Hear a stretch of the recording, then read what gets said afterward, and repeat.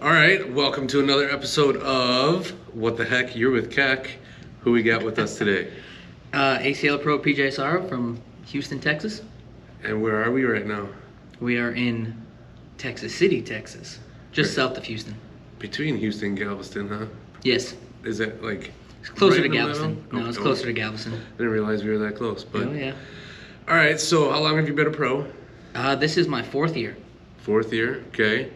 How many tournaments, blind draws, singles, doubles, any kind of cornhole tournament, how many tournaments have you won-ish? It always makes someone think. Probably. Damn, I don't know. Take a guess. I'd have to say, including local blind draws and regionals and all that stuff, probably 100 to 200 over the 4 years. All right, that's pretty good. What's your best accomplishment playing cornhole? My best one would probably be taking second place on CBS in the U.S. Armed Forces tournament.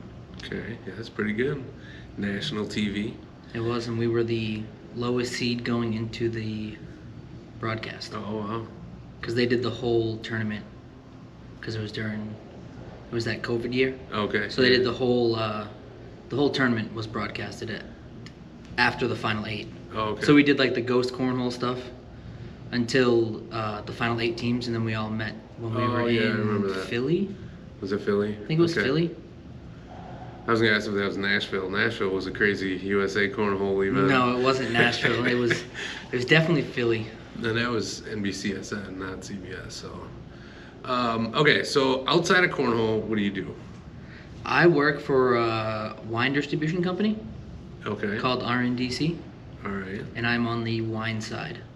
Wine side. So what do you do? I am a merchandiser, so my job is basically go to the stores and make sure that our products are getting put on shelves. If they're not already on the shelf, I have to put it on the shelf, kind of make it presentable. Basically, I'm kind of the middleman between the client, which would be our stores, and our salesperson. Okay. So you're kind of like a beautician. Yes, basically.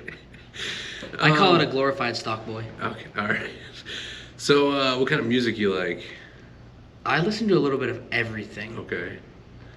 Can you pinpoint one genre that is your go-to? Probably right now would probably be a lot more country. Oh, everybody in the South says that. What's your favorite concert you've ever been to? My favorite concert would have to be, it's probably a tie. When I was 6 or 7, my dad took me to see Kiss. Ooh, I've heard that one before. So that one was really fun.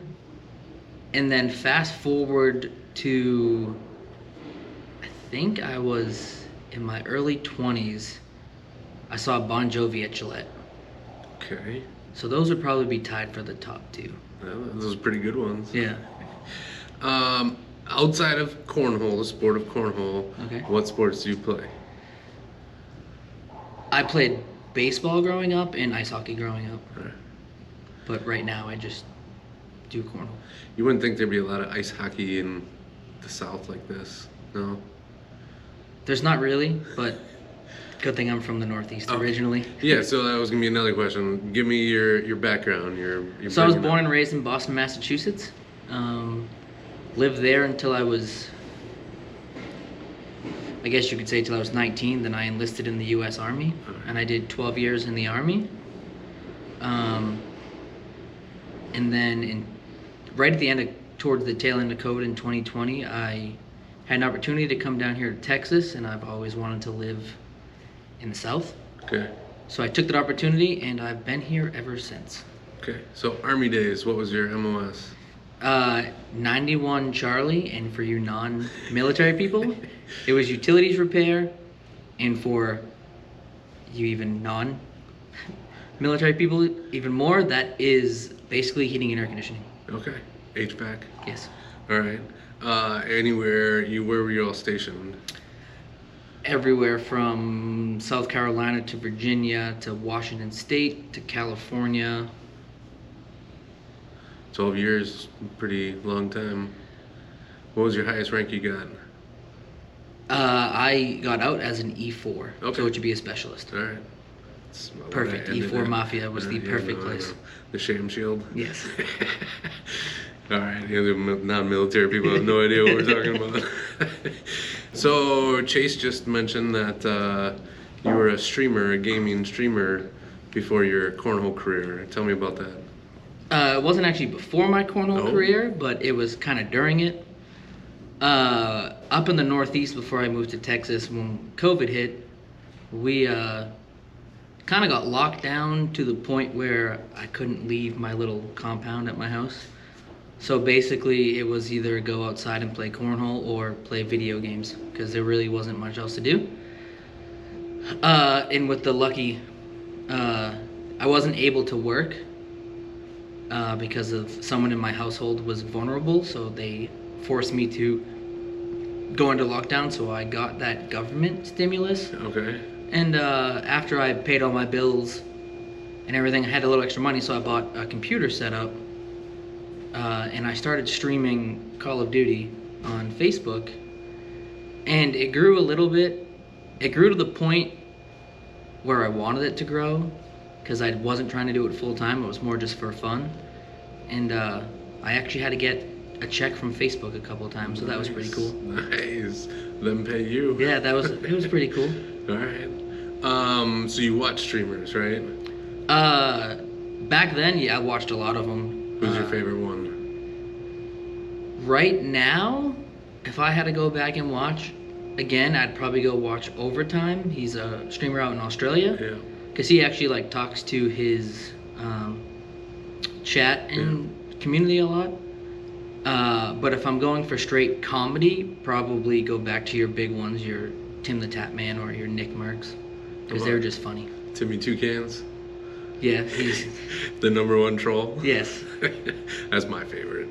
Okay, so if you can go back to your 18-year-old self and give one piece of advice, what would it be? At 18?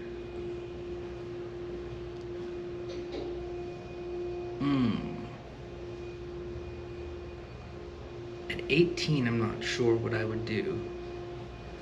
I could tell you if I could go back to my 15-year-old self, I Okay. know what I would tell me to do. And I would tell myself to stick with baseball instead of ice hockey. Okay. Pretty good at baseball? Yes. Tell me some accomplishments from that. So everyone knows, like, the steps of baseball when you're little. It's T-ball, Little League. And I found out that not every state has what we called Babe Ruth, but everyone has the 13 to 15, but they call their leagues different. Okay. So in Massachusetts, it was called Babe Ruth Baseball. That was your 13 to 15 year olds. And then everyone knows about Williamsport, and Right. ours was the Babe Ruth World Series, which actually was held in Massachusetts that year. So everyone knows that it's an all-star team, so you get put on it by your league. I got put on it at 15. Well, I was on at 13 and 14, but this was when I was 15. I got put on it, and the MLB in Cooperstown did a 2-year project, and they called it the Who's Who in Baseball, where they took all the all-star coaches, which would be your Williamsport coaches and your Babe Ruth. I believe another league was like the Sally Mae League, I think it might have been one, in a couple other states. But regardless, all the 13 to 15-year-old all-star coaches and all your Williamsport Little League coaches would vote at the end of the year for like your ultimate all-star from every age from 9 years old all the way to 15, one person per state. So I got voted as the best baseball player in Massachusetts at the age of 15, and they actually like interviewed us kind of like this, and they made a book of all of our like accomplishments for the year, your stats, all the random questions like who's your favorite cartoon, what's your favorite food, and they actually inducted it into Cooperstown. and they put it on display for 2 years. Wow. Which, fast forward to now, if you went back to where that display was, it's the world of baseball. Okay. So it was like that middle display in between America baseball and the World Cup of baseball. Okay. So I always thought that they just put this book on display and we all got to go see the actual book out there. But fast forward until so that happened when I was 15. When I was, probably gonna get the year completely wrong, but I think I was 23 or 24 when Pedro Martinez got inducted into the Hall of Fame. Okay. So my dad took me up to Cooperstown to watch the induction. And he was like, hey, long shot, but let's go see if that display's still there. It wasn't. Okay. So we asked about it, and they said, oh, you have to go to the library because he wanted to see the actual book. So we went to the library, and the lady asked me what my name was, and her eyes like lit up. She knew. And we were like, what? We just want to see the book. And she was like, I can't do that because it's in the archives. And I was like, so is there any way I didn't really know like the whole like Right. how Behind prestigious the yeah. archives was. So I was like, is there any way we can like see it? And she goes, no, you're actually in the Hall of Fame. And I was like, I'm 23. I didn't go to the MLB. I was voted. And I was like, I don't really know what that means. And she goes, put it this way. You have to call us ahead of time.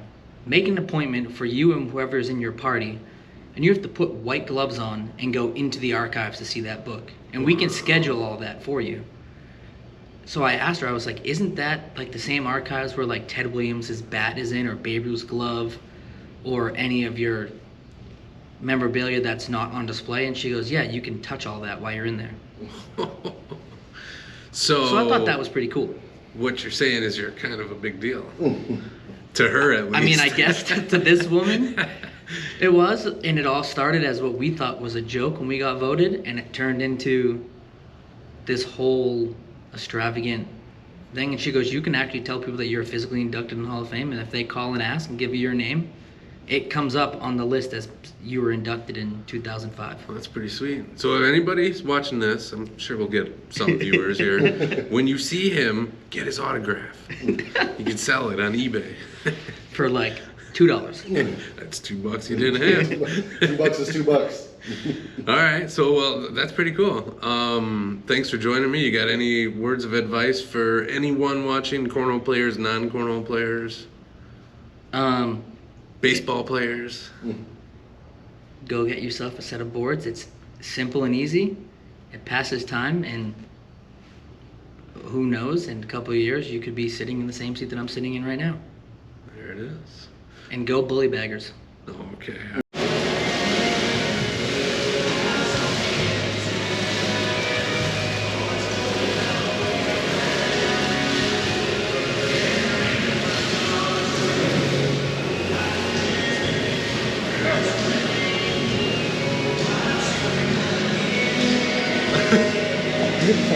Yeah.